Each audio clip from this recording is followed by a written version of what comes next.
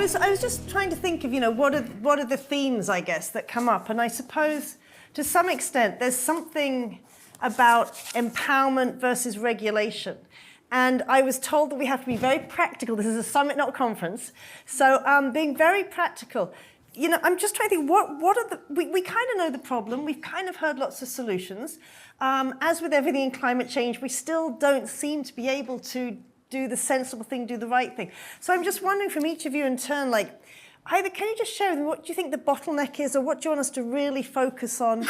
What are some practical steps where we can see change? And I just want to preface this by saying we've got to keep the fossil fuels in the ground, and our absolute priority has got to be to mitigate, because we've seen we've heard the latest science about where temperatures are going. But at the same time, even if we do everything right and somehow miraculously keep temperatures under 2 degrees by 2050 and reach net zero by 2050, we're just going to have to adapt if we want to actually ensure that people... I go back to, I think, the rights of people, the rights of workers. So tell us something practical, or what you want to see here, to have the government listen to or see. And yes, you were last, so you can start. So practically, what I think we need is for it to be mandatory for all organisations of a certain size to produce climate risk assessments. The adaptation reporting power to DEFRA was mandatory, it's now voluntary. We need, the only people who are going to understand the nuances of how they're being impacted is the people running those assets and operations and managing those people.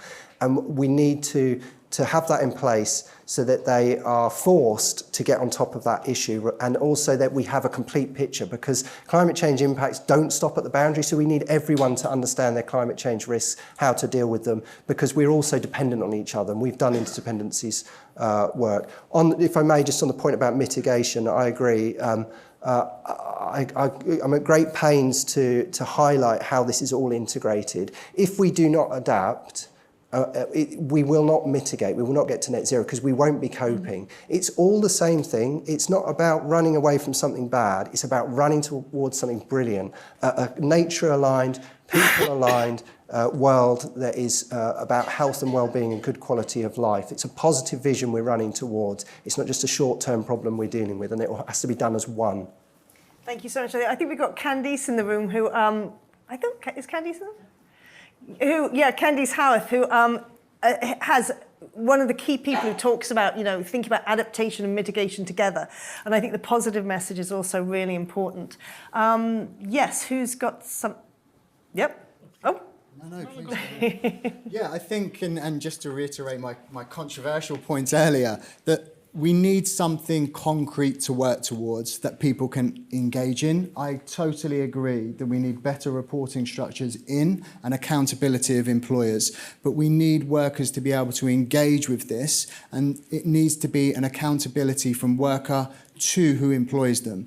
Things such as a maximum working temperature, whatever that would be or end up being, is open to discussion, but having something to aim for where someone at work who is vulnerable, who needs to go to work to feed their kids, can actually say, hang on a minute, this is too much, this is enough, and I'm engaging and taking ownership over my health, which you are responsible for.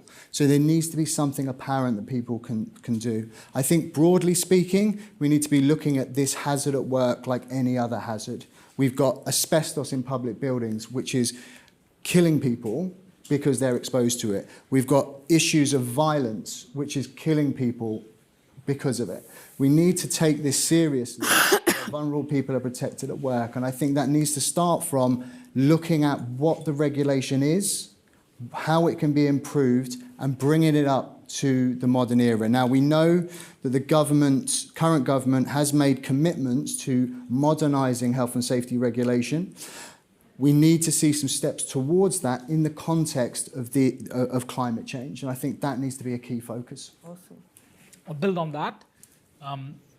Temperature thresholds, I'm not sure why it's controversial, but they can be estimated by sector, right? We have shown that this can be estimated. We don't need one number for the whole labor force. We can do this by sector, subsector, and we are in the process of doing it. This is not controversial. This is denying that this can be done, yeah? And more importantly, the importance of the thresholds is not just to have that number, right? Those needs to be used to trigger heat alerts. by sector, right? If you are in construction, your hit alert should be about, well, maybe you cannot work, group of workers cannot work tomorrow, right? So it's a layering of information going from temperature thresholds at sector, subsector level, and using them to trigger action. It's the action that needs measures. That's the practical. That's why we're all here, to have practical solutions or regulations. These are all interconnected. Some just building on what you said. And where you cannot have employers proactively taking this action, that's where regulation has to come in. The asymmetric information between workers and employers can only be fixed through regulations or proactive regulations by our regulators such as UKHSE or UKHSA. Come back to that. Yeah. Yeah, sorry, I'm enjoying listening to everybody else. So we've talked a lot about the workplace and about thresholds. I'd like to maybe speak about more homes and building design. So there's a push for new homes. I'd like those homes to be healthy and sustainable and safe. There's a lot of low-hanging fruit out there in getting out of the way or looking at historic regulations or guidelines that we have that are actually preventing us from adapting.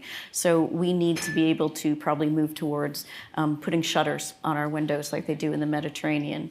There are a lot of changes to what a house will look like in the future. And so I think starting with what are our guidelines and what are the things we've done historically in the UK that really work against the ability to adapt, and making sure that the houses that we build moving forward are going to be built with guidelines, and they're going to be houses for the future for heat. So I think I would really focus on opportunities for our infrastructure. It's going to be very difficult to retrofit UK's infrastructure, particularly its housing. But even without the challenge of heat, the UK has really an aging population. We're aging into higher risk, and aging housing stock. And actually, at the moment, we get a greater number of deaths from cold than we do from heat, and that's also due to an aging population and an aging housing stock. So even without heat, this is something where there's really huge opportunities to look at the homes we live in, particularly look at the homes vulnerable people live in that are likely to get too cold for their health, and too hot. And in many cases, that comes with things like mold. So I would look at the future of British homes. I'm going to pick up on two things, I think. I'm an economist, and economists, we tend to sort of still get sucked into utility maximizing or profit maximizing. Actually, there's quite a few economists now say that we could actually start from a rights-based approach, and that there are ways to do the economics differently, and there's no reason why we have to start from utility maximization or profit maximization. And once you flip to a rights-based approach, it does really change how you think. And then I was just thinking, your point, Sam, which is who doesn't want more trees and gardens and, stop paving, what is it, paved paradise, put up a parking lot and stop the sponge city?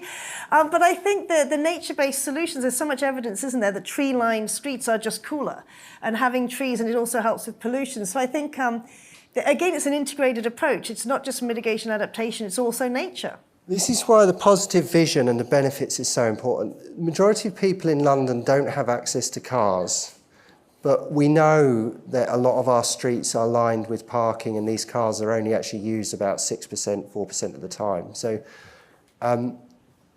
people only speak up when they don't like something. I mean, look at social media. So what we need to do is educate people about this brilliant world we're trying to build and why it will benefit them, so that when bold changes are put forward, people are speaking up and calling for them, because politicians do what the people who vote for them want. And so that's why we need to build a movement. Sounds good. I like it. I like it. We don't just have to build infrastructure, we can build a movement. There is time for questions if people have any. Oh my gosh. Oh my God. Okay, I'm going to start with someone who hasn't asked a question. So I'm going to give you a number, and you're going to ask your questions. And if people want to leave for coffee in a few minutes, they're welcome to. Otherwise, I'm going to ask our guests to answer one question each. So we got Emma there. And so I guess stand up. We got a question back there. You're number 2. Have you asked a question already? Okay, 3 and then 4. Okay, and we'll try those. So if you each ask one only question, and then afterwards the panel can answer one each. Thank you, Elizabeth. Emma Howard-Boyd, I chaired the London Climate Resilience Review. Sam talked about regulation and statutory duties. I agree with that. That came out loud and clearly with all the people that we talked to with the London Climate Resilience Review. He also talked about the initiative he led through the London Climate, or is leading through the London Climate Ready Partnership, which is something that he can do. So I would love to know from the panels, because often it's what others can do, what you can do to push this agenda forward and paint this incredibly positive vision that will lead to the change that we are desperately needing. Thank you. Yes, first of our 4 questions. Second one, we'll just cluster them. And if you can keep them short like Emma did, that would be great. Thank you. I'm Kanza Ahmed. I work at the UK Health Security Agency, disclaimer, with Leah. My question was more around, we're seeing a massive increase in anti-climate activists and people believing that climate change is not a thing. Be interested to hear what role you think employers can have using things like heat metrics and changes to actually enable change in ways of thinking, because some of these anti-climate activists might actually be people that we work with, or they could be people that we live with. What can we do to try and actually encourage that change in thinking? Great, then we've got a 3rd question here and then a 4th question there.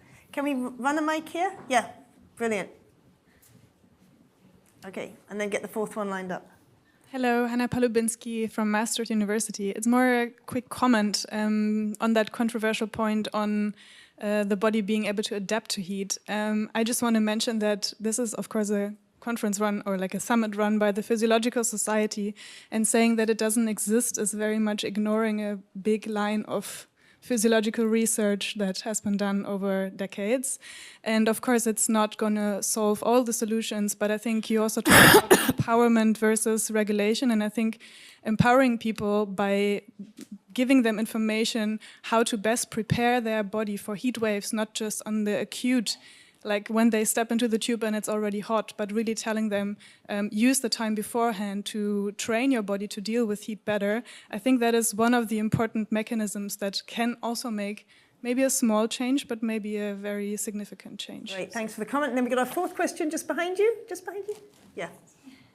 So in parts of France and Spain, they're matching individual dwellings with the health data for people who live in those dwellings, so that when there is some heat event, you can actually identify individuals by flat, street, whatever. Why aren't we doing this?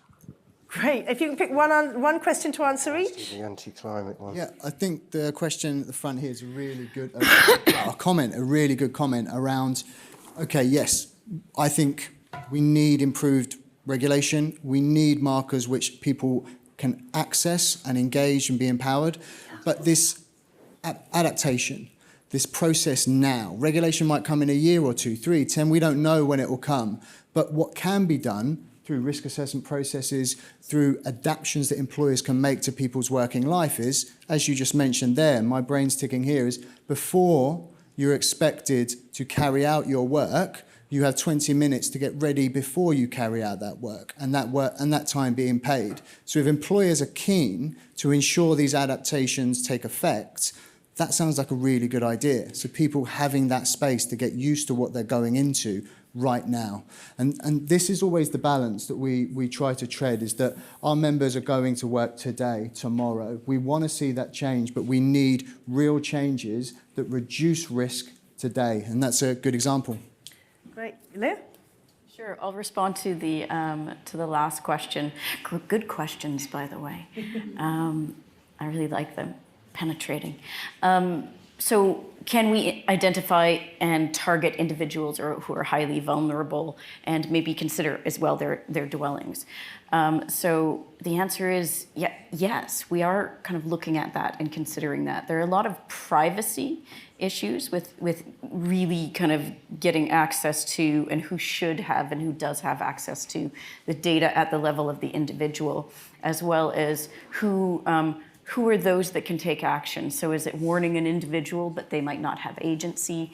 Is it local health authorities? So they're the ones that would have levers to take action. So it's quite, it's kind of quite a complex consideration, but it's certainly something that we have looked at and are considering what might be possible. There's kind of all these different ranges of pathways to impact that we could take, and that I think is one. And so I think it's looking at all these different options and trying to figure out really where we should put our energy, where there's a window of opportunity, what's most feasible given the UK's context for privacy, for example, to see what works in the UK.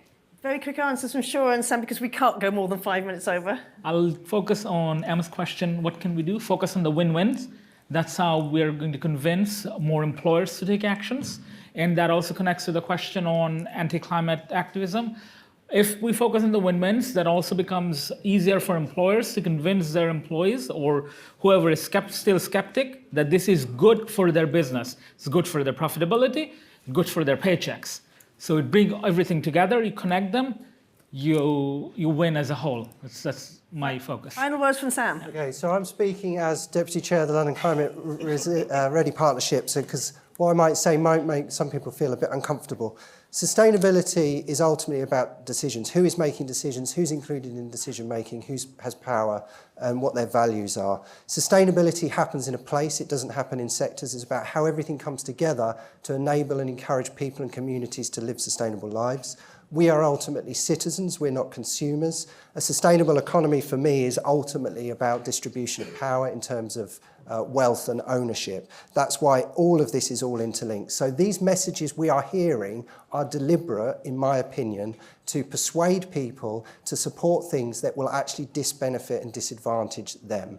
That's what we're up against. One of the things I have increasingly thought, because it can be quite a downer, is to wonder whether actually not having performative messages at the top might be helpful. Not having your leaders stand up and say, we're in a climate emergency, we need to do X, might be helpful, because then they're not attacked. Because what I actually see when I turn around is more and more people deep within organisations developing the tools, developing the maturity, and making it part of the day-to-day. And I think when it just becomes how we do stuff, I think that is ultimately how we've won.